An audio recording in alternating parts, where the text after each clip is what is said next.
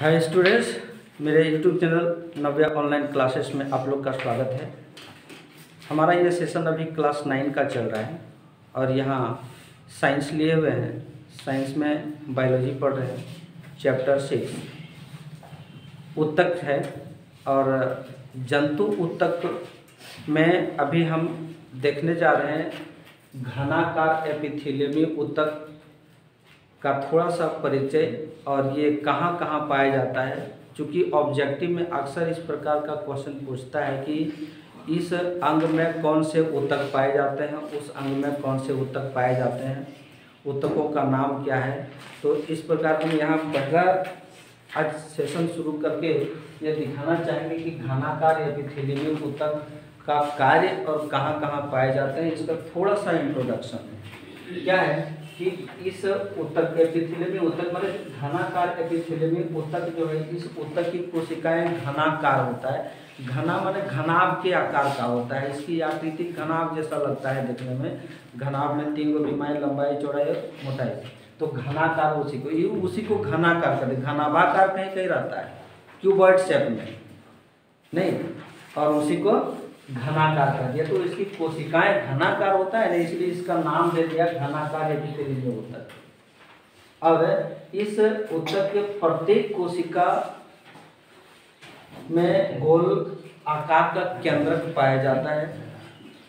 और ये ऊतक कहाँ कहाँ पाया जाता है याद रखेंगे हम लोग के लार ग्रंथि में, श्वेत ग्रंथि में, वृक्क नलिका। वृक्क नलिका मतलब वो किडनी की जो नलिका है ना, उस नलिका में घनाकार एपिथेलियमी ऊतक पाया जाता है। और इसका मुख्य कार्य क्या है कि अवशोषण एवं श्रवण में होती है नहीं।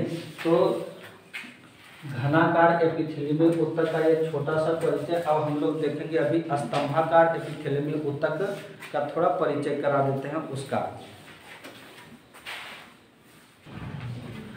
हम लोग आ गए एपिथेलियमी ऊतक का ये तीसरा पार्ट में स्तंभाकार, स्तंभ के आकार का होता है।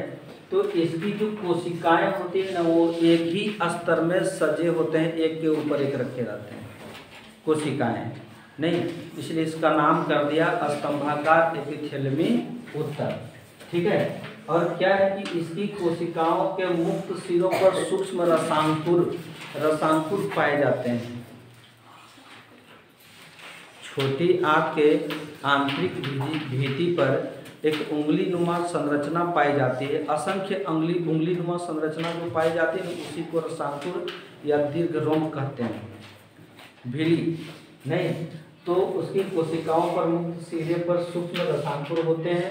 और यह पाया कहाँ जाएगा तो छोटी आंत के आंतरिक भित्ति माने आंतरिक स्तर में। आंतरिक भित्ति माने अंदर के तरफ से जो भाग दिखाई पड़ता है रहता है नहीं, दिखाई क्या पड़ेगा हम लोग देखे नहीं है।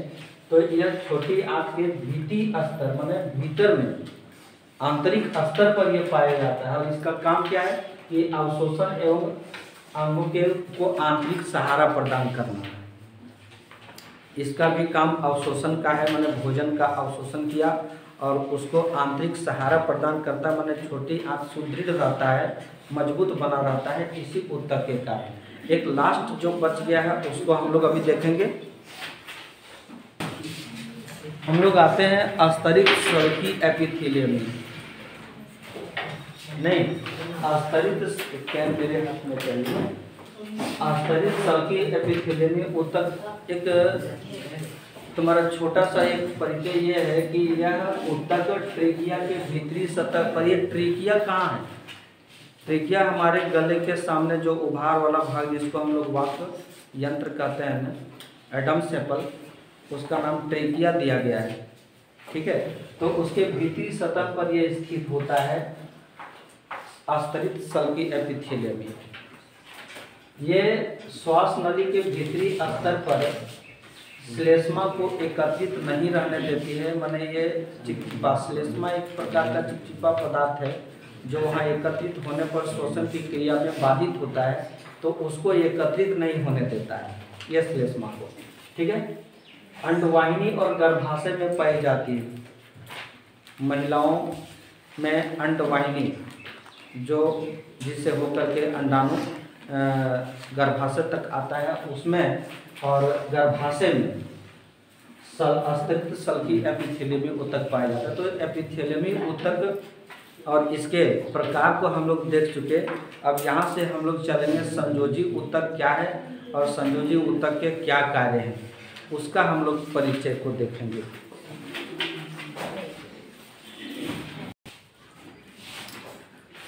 संयोजी ऊतक हम लोग यहाँ पर आकर के पहुँचे हैं और इसके क्या कार्य हैं। जिस प्रकार बोर्ड में लिखा हुआ है, ये संयोजी ऊतक एक प्रकार, रक्त जो है ना, एक प्रकार का संयोजी ऊतक है। रक्त को ही हम लोग संयोजी ऊतक कहते हैं। और ये जो रक्त होता है, इसकी कोशिकाएं आपस में कम जुड़ी होती, माने क्योंकि ये लिक्विड रहता है ना, लिक्विड का गुण ही देखें कि इसके कोशिका, इसके कणों के बीच आकर्षण बल कमजोर होता है, जो कि पदार्थ की अवस्था में देखे थे। तो ये तरल पदार्थ है ना, तो इसकी जो कोशिकाएं होते हैं वो आपस में कम जुड़ाव में रहते हैं। तो वही लिखा हुआ कि इसकी कोशिकाएं आपस में कम जुड़ी होती है। फिर अगला कहता है कि यह ठोस जेली की तरह तरल, सघन या कठोर अवस्था में पाया जाता है। नहीं, रक्त जो होता है ना, वो ठोस पदार्थ उसमें मिले होते हैं, जैसे लौह तत्व वगैरह जो रहता है, हीमोग्लोबिन वगैरह, वो एक ठोस के रूप में यहाँ पर बोला गया है, पाया जाता है। जेली की तरह होता है, मतलब गाढ़ा टाइप का, वो एक जेली जैसी संरचना, जेली जिस प्रकार हम लोग वैसलीन वगैरह नहीं देखते, कोई जेली जैसा लगता है, तो उस प्रकार वो पाया जाता है। उसमें तरल रहता है यानी लिक्विड, सघन गाढ़ा रहता है और कठोर अवस्था में रह सकता है। जब वो ब्लड, रक्त जब जम जाता है तो वो एक कठोर अवस्था में रहता है, जो कि हम लोग उसको हाथ से उठा भी सकते हैं ना। तो रक्त का ये गुण हो गए, यानी संयोजी ऊतक के ये गुण हो गए। यह ऊतक रिक्त स्थानों में भरी रहती है। हमारे कोशिका, हमारे शरीर के बहुत सारे ऐसे भाग है जहाँ पर रिक्त स्थान पाया जाता है, उसमें ये संयोजी ऊतक भरे हुए रहते हैं और उसको पूर्ति करता है, उस खाली जगह को पूर्ति करता है। यह रक्त नलिकाओं, तंत्रिका के चारों ओर और अस्थि मज्जा में पाया जाता है। रक्त नलिका में हमारे रक्त नलिका क्या है कि धमनी है, शिरा है, उसके बाद उसके भी और अंगक पतले पतले हैं जो कोशिकाओं तक पहुंचाया गया है रुधिर को न। रक्त नलिका वही तंत्रिका के चारों, तंत्रिका ऊतक हम लोग पढ़े थे ना, पढ़ेंगे तंत्रिका ऊतक के विषय में, पढ़े नहीं है। वहाँ पाया जाएगा। और अस्थि मज्जा माने हड्डियों के बीच जो गैप पाया जाता है, छोटे छोटे अति महीन, उसमें ये संयोजी ऊतक पाया जाता है। तो इसका जो मुख्य कार्य क्या है कि यह ऊतक उपयोगी पदार्थों को मूल स्रोतों से प्राप्त कर कोशिकाओं तक पहुंचाता है, विभिन्न कोशिकाओं तक पहुंचाता है। बहुकोशिकीय जीवों में संयोजी ऊतक का बहुत भारी काम है भाई। ये क्या करता है कि ये उपयोगी पदार्थों को मूल स्रोतों से प्राप्त करता है। जैसे उपयोगी पदार्थ जीवधारियों के लिए ऑक्सीजन है, ऑक्सीजन को ये कहाँ से प्राप्त किया? हृदय से। उसके बाद हमारे पाचन तंत्र से उसके जो पोषक तत्व है, जिसको कार्बोहाइड्रेट, प्रोटीन वगैरह जो कहते हैं ना, उसको उन स्रोतों से प्राप्त करता है। मूल स्रोतों से ये प्राप्त करता है उपयोगी पदार्थों को, और कहाँ तक ले जाता है? कोशिकाओं के विभिन्न भागों तक ले जाता है। वहाँ पर क्या होता है कि उपापचय की क्रिया के पश्चात जो अनुपयोगी पदार्थ बनता है, जो वर्ज्य पदार्थ बनता है, वो फिर उसी रुधिर में मिल जाता है, और उस रुधिर में मिल करके फिर उसको गंतव्य स्थानों तक एकत्र करके गंतव्य स्थानों तक पहुंचाता है। मतलब जहाँ से उस वर्ज्य पदार्थ को बाहर निकालना होता है, उस स्थान तक पहुंचाता है। तो रुधिर का सबसे बड़ा काम है।